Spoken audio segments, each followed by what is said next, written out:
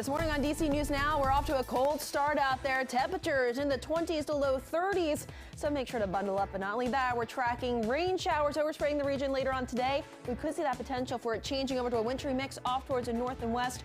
More details on the timing coming up. It's just absolutely surreal. We're really hurting badly.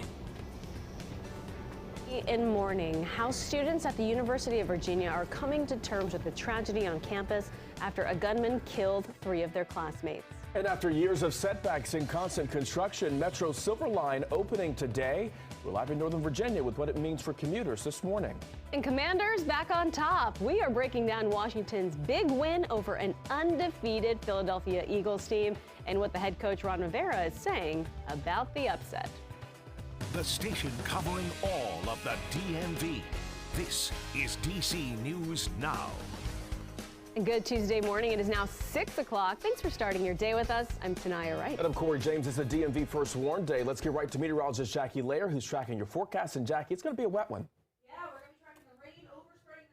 Later on this afternoon, but out towards the Frostburg area where we're not seeing any precipitation right now, we could see the potential for that changeover to that rain snow mix and eventually do some snow showers for a couple of hours before eventually all that precipitation moves out. So yes, it's a cold morning out there, but we could see some slick conditions later on today with that wintry weather. But temperatures out there this morning certainly feeling like winter. You may need a little bit of extra time for that ice scraper for the windshield, or at least allow that windshield to defrost a little bit. Temperatures right now starting off upper 20s in Manassas as well. It's Winchester, Martinsburg, colder out towards Woodstock. We're now into low 20s there. Upper 20s, Luray, Culpeper, right at the freezing mark, and Fredericksburg. Just below the freezing mark in Hagerstown. DC, though, one of the warmer spots into the mid 30s at this hour. Radar is all clear for now. We'll be a little bit more active later on this afternoon. We'll be watching this batch of precipitation down towards our south and west, marching across parts of Kentucky before eventually it slides into our area later on today. Winter weather advisories have been issued, and that does include parts of western Maryland, West Virginia, as well as the Shenandoah Valley, and that's from 10 a.m. this morning, continues through midnight tonight. So that precipitation moves in later on this afternoon and will likely lift out after midnight tonight. So we're tracking the rain later on today. Wintry mix off towards the north and west tomorrow. Drier, high temperatures, low 50s. That'll be one of the warmer days out of that 7-day. I'll have more details coming up, but I do want to toss it over to Shanique with the all-important traffic update. How's it looking? Well, good news on your early Tuesday morning. As we continue to track what's happening out there, you're really looking pretty good. 395 heading northbound over the 14th Street Bridge. All clear. You might start to see some steady traffic start to move in, especially toward the district. Other than that, though, you're looking good on 66 headed east. Do watch out for a work zone. That's in the Fairfax area, but right now it's looking all clear. 95 on the Virginia side through Dumfries, Woodbridge, Lorton, Springfield. You're all good. Then that mixing bowl area through Annandale and Springfield, all very clear. Then on the Maryland side, still can't complain at all. 270, though, it's starting to slow down just a bit in that Hyattstown area. Thank you, Shanika. Well, classes are canceled this morning for the second day in a row at the University of Virginia as the school continues to mourn the deaths of 3 football players. And the suspect now in custody this morning after a several-hour manhunt yesterday. Police say that gunman opened fire on 5 classmates on a bus late Sunday night. Today, though, Virginia Governor Glenn Youngkin ordering flags to fly at half-staff across the Commonwealth. This as we're also learning more about the 3 victims, Lavelle Davis, Deshaun Perry, and Devin Chandler. And last night, students gathered on campus to remember those 3 young men. Our Max Marcilla was in Charlottesville for the candlelight vigil. Well, if you walked around the streets of Charlottesville, or specifically the grounds of the University of Virginia here, it's just very somber and emotional. A sad day as everyone is mourning the loss of 3 young men that everyone says they lost way too soon. The vigil wrapped up a couple hours ago, and you can see still here at the Rotunda, one of the most iconic buildings on these grounds, candles and flowers and people coming by, stopping by to remember the lives that were lost. The vigil was truly a really moving event. This was hundreds of college students and professors and faculty members. Even a state lawmaker was here who represents the city, and it was silent. Everyone just mourning and remembering and honoring the lives while holding up candles or lights on their phone. We spoke with a couple of students who attended the vigil about what it meant to them, and here's what they had to say. We have this saying in my country that if one part of your community is hurting, your whole entire community is hurting. It's like your arm or your body hurting. And I just felt that. It's just absolutely surreal. You know, there's no meaning in any of this. You know, these guys, they had a future. And just the senseless violence is just crazy, and it really makes you question, you know, the general trend, right? Like, how much longer is this going to continue? Now, it's important to note that the vigil that happened here was entirely student-run and student-organized. The university's president, Jim Ryan, said that the administration is working to make a university-wide vigil to plan and finalize details. That'll be happening in the near future, but he commended the students here on Monday evening with how much they care about this community and thanked them for helping start the process of this community to come out of a really traumatic and difficult evening. Reporting in Charlottesville, Max Marcella, DC News Now. 6:05 is your time right now. Breaking this morning, a woman is dead after a hit and run in Prince George's County. This happened around 7 o'clock last night near Walker Mill Road in Capitol Heights. Paramedics rushed the woman to the hospital where she later died. No word yet on her name. Police say the driver left the scene.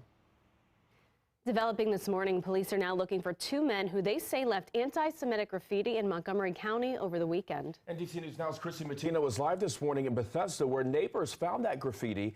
And Christy, investigators say the hateful messages popped up in multiple places across the city. Yeah, Corey, as you just said, this is one of multiple incidents here. I'm along the Bethesda trolley trail where one of the graffiti markings was seen, and it was pretty graphic. It was swastikas and it was depictions of people with nooses around their necks. Now, this Bethesda trolley trail, it's been tagged with graffiti for the second time in just over 3 months. Graffiti was also found on a brick wall that we were just at a little bit earlier this morning. That's at Old Georgetown Road and Tuckerman Lane, but that graffiti has since been cleared up as of this morning. Now, this comes as the county has seen a rise in anti-Semitism. According to the Montgomery County Police Department's 2021 annual report on biased incidents, of the 34 incidents motivated by religious bias, 29 of those were considered anti-Jewish. Members of that community came together last night. They say this rise in hate is disturbing. As an American Jew, I'm a fifth-generation American.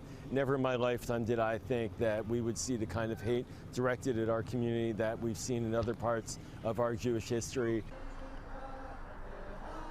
Now, many local elected officials have spoken out. County Executive Mark Elrick releasing statements condemning the act. And this morning, Montgomery County Police, as they are still looking for whoever did this, they're asking the community members to come forward with any information you may have regarding that, either that brick wall or right here on the trolley trail. Reporting in Bethesda, Christy Matino, DC News Now. All right, Christy, thank you. Your time right now is 6:07. It has been decades in the making, and now we're just a couple hours away from the opening of Metro Silverline Extension. Here to tell us all about it this morning is DC News Now's transportation reporter, Joseph Omo. And Joseph, this is exciting for so many people who've been waiting for it to happen.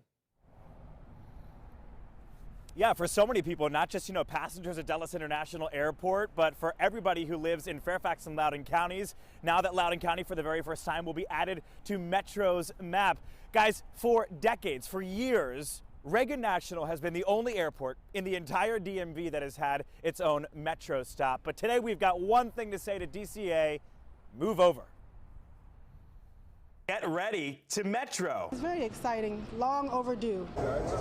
It's the largest transit system in the entire DMV, and today it gets even bigger. Okay, so we've all heard the term Silverline Extension before, but what does it actually mean? Take a look at Metro's map here. This is the current Silver Line.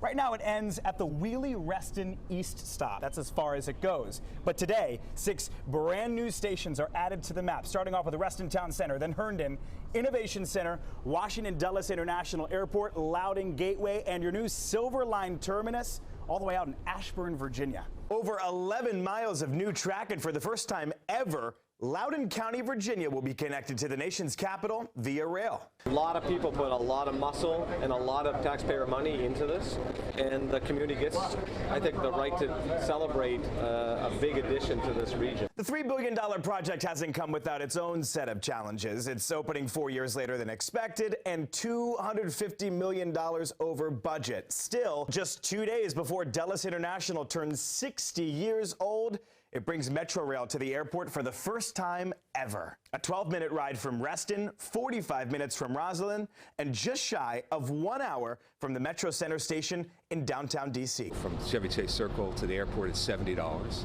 and to be able to go for $2.50 or $3 or whatever it's going to cost is a godsend for the community. And environmentally, to keep cars off the road, that's always a great outcome. A new and cheap way to get to Dulles. The most it'll ever cost one way is just $6. Okay, so you might be asking, when am I actually going to be able to ride this? Well, today there is a ribbon cutting ceremony in the morning, which we'll be covering right here on DC News Now. That first train leaves the brand new Ashburn station headed towards downtown Largo, the other side of the Silver Line, at 1:54 p.m. today. Trains after that will run every 15 minutes. We're live at Dulles International Airport. I'm Joseph Olmo, DC News Now.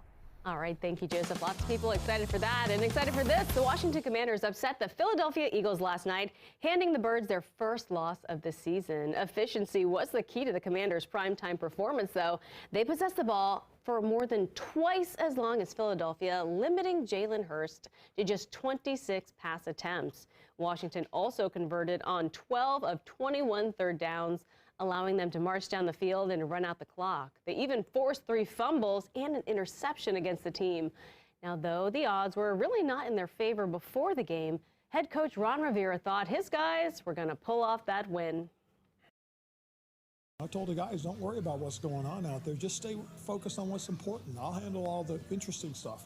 And they did that. And then, and then we went into this with the attitude that don't be surprised. Don't be surprised after the game. I told the guys that. And look what happened. Well, with that win, the Commanders improved to 5-5 on the season. They're still in the bubble for a playoff spot. Washington now heads to Houston to take on the Texans on Sunday.